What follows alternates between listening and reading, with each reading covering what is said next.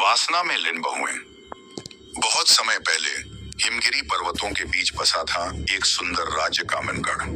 यह राज्य सौंदर्य, संस्कृति और प्रेम की मिसाल था।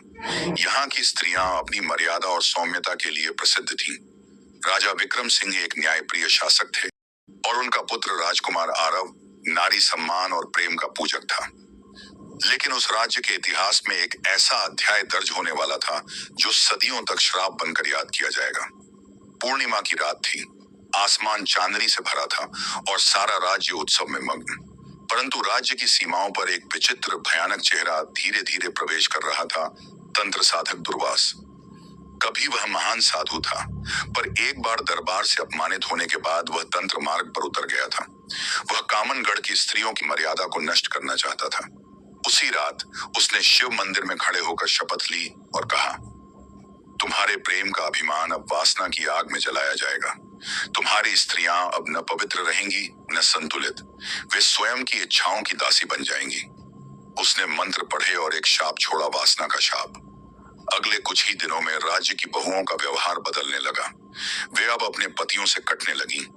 देर रात खिड़की के पास बैठकर अजनबी सपनों में खो जाती। उनकी आंखों में एक अजीब चमक आ गई थी, प्रेम की नहीं, भोग की। राजकुमारी, जो कभी पूजा में लीन रहती थी, अब श्रृंगार में डूबी रहती। किसी को समझ नहीं आ रहा था कि ये हो क्या रहा है। राजकुमार आरव अपने अध्ययन से लौटता है और सब कुछ बदल चुका होता है। माँ, जो उसे रोज प्रेम से गले लगाती थी, अब ठंडी थी। रानियां, जो कभी मर्यादा की मिसाल थी, अब हर रात कुछ खोई खोई सी दिखती। वह अपने पिता से कहता है, पिताजी, राज्य की आत्मा मुरझा रही है। यहाँ कुछ बहुत गलत हो रहा है। राजा भी असहाय थे। एक दिन शिकार से लौटते हुए आरव एक झरने के किनारे एक युवती को ध्यान में बैठा देखता है। वह दिव्य है, शांत, सौम्य और तेजस्वी। उसका नाम था माया, एक साधु की बेटी। वह जानती थी कि राज्य पर शाप है। माया, यह दुर्वास का दिया हुआ शाप है। स्त्रियां अब वासना की दासी हैं, जब तक कि कोई सच्चा प्रेम इस अग्नि को न शांत करे। आरव और माया साथ समय बिताने लगते हैं। वे जंगलों में घूमते हैं, ध्यान करते हैं और धीरे धीरे उनके बीच एक सच्चा, निर्मल प्रेम जन्म लेता है। यह प्रेम शारीरिक नहीं, आत्मिक था। उनके स्पर्श में संयम था, उनकी दृष्टि में श्रद्धा। दुर्वास का तांत्रिक मंदिर राज्य के बाहर एक गुफा में था। माया को वहां जाना था, उस अग्नि में तपना था जहां वासना की शक्ति हर आत्मा को तोड़ देती थी। वह वहां अकेली गई। मंदिर की मूर्ति बोली, क्या तेरा प्रेम इतना शुद्ध है कि तू अग्नि को भी शांत कर सके? माया ने आंखें बंद की और सिर्फ आरव का चेहरा याद किया। मंदिर में रखी वासना की अग्नि, जो सदियों से जल रही थी, धीरे धीरे शांत हो गई। उसी क्षण पूरे राज्य में एक प्रकाश फैला। बहुओं की आंखों से वासना का पर्दा हट गया। वे अपने पतियों की ओर भागी, रोती हुई, पश्चाताप करती हुई। राजा ने घोषणा की, आज से प्रेम का पुनर्जन्म हुआ है। आरव और माया का विवाह पूरे राज्य ने देखा। यह कोई साधारण विवाह नहीं था। यह उस शक्ति का उत्सव था जिसने राज्य को वासना से मुक्ति दिलाई। दुर्वास भी उस दिन मंदिर के बाहर खड़ा था और उसकी आंखों में आंसू थे। मैंने सोचा था प्रेम एक भ्रम है। आज मुझे पता चला, प्रेम ही एकमात्र शुद्ध सत्य है। वासना आंखों को मोहती है, पर प्रेम आत्मा को पवित्र करता है। जहां शरीर की चाह खत्म होती है, वहीं से प्रेम की शुरुआत होती है। लेकिन क्या वासना इतनी आसानी से हार जाती है? अधूरी तपस्या। राजमहल में शांति लौट चुकी थी। रानियां फिर से सौम्य बन गई थीं। बहुएं अपने पतियों की संगिनी और माया अब राज्य की राजकुमारी थी। लेकिन उस रात माया को एक सपना आया। एक अंधेरी गुफा में नग्न स्त्रियां तड़प रही थीं। उनके चेहरे माया जैसे ही दिख रहे थे और एक परछाई में, मैं अधूरी हूं, अधूरी वासना, अधूरी अग्नि, ये शब्द गूंजते रहे। माया जाग गई पसीने से तर। उसने महसूस किया कोई शक्ति अब भी बाकी है। छाया की रानी कामिनी, वह तांत्रिक अग्नि जिसने शाप फैलाया था, पूर्णतः नष्ट नहीं हुई थी। उसमें से जन्मी एक औरत कामिनी, वह वासना की आत्मा थी। रूप में अत्यंत सुंदर, चाल में मोहिनी और स्पर्श में अग्नि। कामिनी ने खुद को बनावटी रूप में छिपाया। वह बन गई एक साधारण विदुषी जिसने राजमहल में कला सिखाने के नाम पर प्रवेश किया। धीरे धीरे वह फिर से बहुओं के मन में वासना का बीज बोने लगी। इस बार वह धीमी थी पर गहरी। नई नवविवाहिता आरव की छोटी भाभी। राजकुमार आरव के छोटे भाई राजवीर का विवाह हुआ एक अत्यंत सुंदर, कोमल और सरल स्त्री रूपवती से। रूपवती, जो अपने पति से प्रेम करती थी, कुछ ही दिनों में अनजाने सपनों में डूबने लगी। वो सपनों में किसी अनजान पुरुष को देखती। दिन में कभी कभी उसकी सांसें तेज हो जाती और चेहरा लाल। वो अपनी देह को आईने में देर तक निहारती। माया को शक हुआ। उसने रूपवती से बात की, लेकिन रूपवती चुप रही।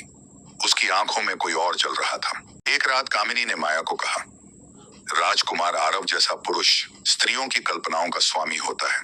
क्या तुमने कभी उसके विचारों में किसी और स्त्री की परछाई नहीं देखी? माया चौंक गई। कामिनी की बातों ने उसके मन में भ्रम डाल दिया।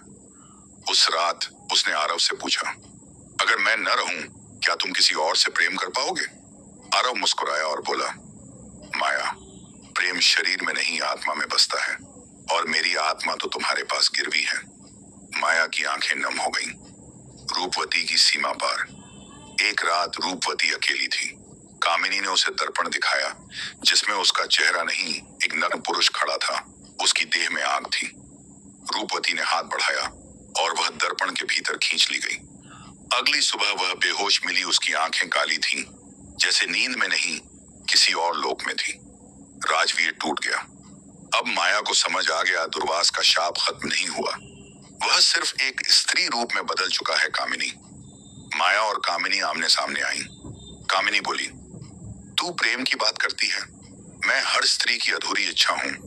जब तक ये देह है, मैं अजर अमर हूँ। माया बोली, देह की इच्छा प्रेम की नींव नहीं है। प्रेम वो है जो देह के बाद भी रहे, और मैं वही प्रेम हूँ।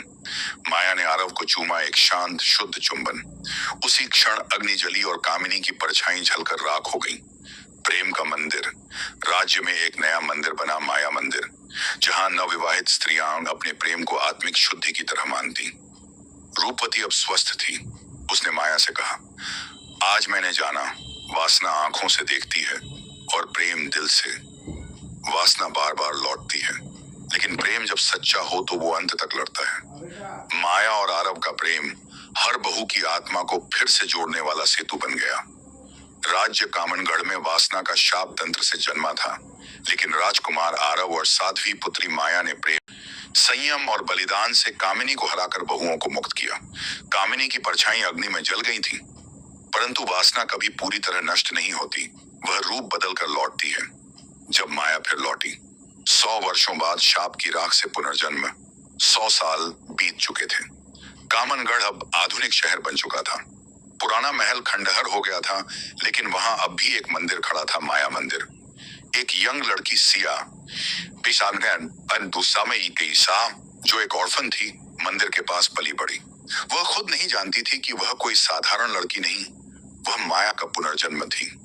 आज वासना ने नया रूप लिया था। सोशल मीडिया, फेम और शरीर की नुमाइश। एक viral model Kamya social media पर अपनी अदाओं से लोगों को दीवाना बना रही थी, पर लोग नहीं जानते थे यह वही कामिनी थी जो अब शरीर से नहीं, स्क्रीन से वासना फैला रही थी। उसका एक ही मकसद था, सिया को गिराना, क्योंकि अगर माया की आत्मा फिर से जाग गई तो कामिनी का अस्तित्व फिर जल जाए। राजवंश का वारिस आर्यन, जो अब एक युवा लेखक था, सिया से मंदिर के प्रांगण में मिला।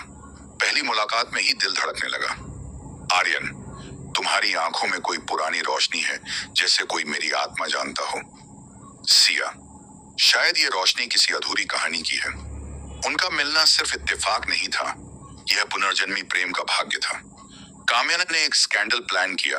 उसने सिया का चेहरा एक डीप फेक वीडियो में लगा दिया, जिसमें वह उत्तेजक रूप में दिख रही थी। पूरा शहर सिया का मजाक उड़ाने लगा। लोग उसे चरित्रहीन कहने लगे। सिया टूटी, लेकिन आर्यन ने उसका हाथ थामा। दुनिया जिस्म देखती है, मैं आत्मा पढ़ता हूँ। सिया ने तय किया, अब भागना नहीं, टकराना है। वह खुद सोशल मीडिया पर लाइव आई और बोली, जिस शरीर को तुमने देखा वो मेरा नहीं था। वो उस शक्ति का था जो स्त्री की देह को हमेशा अपनी वस्तु समझती है, पर मैं माया हूं और अब इस शक्ति का अंत तय है। उसने वही मंदिर के सामने अग्नि जलाई और उस वायरल स्क्रीन पर तंत्र मंत्र से कामिनी को बुलाया। अंतिम दृश्य, माया माया बनाम कामिनी अंतिम युद्ध। कामिनी स्क्रीन से बाहर आई, उसके रूप में आग थी पर उसके अंदर डर। माया बोली, तेरी आग वासना से जलती है, मेरी आत्मा प्रेम से जलती है और प्रेम की अग्नि कभी हारती नहीं। अग्नि जल उठी, कामिनी की स्क्रीन टुकड़ों में बिखर गई। उसका वजूद उसी डिजिटल धुएं में विलीन हो गया। सिया अब एक महिला कल्याण संस्था की प्रमुख बनी जो लड़कियों को ऑनलाइन उत्पीड़न से बचाना सिखाती है। आर्यन उसके साथ जीवन भर का साथी बना, एक लेखक जिसने प्रेम और आत्मा को फिर से परिभाषित किया। वासना समय बदलती है पर उसका अंत तभी होता है जब प्रेम जागृत होता है। माया और आरव की आत्माएं हर युग में लौटती हैं ताकि प्रेम फिर जीत सके।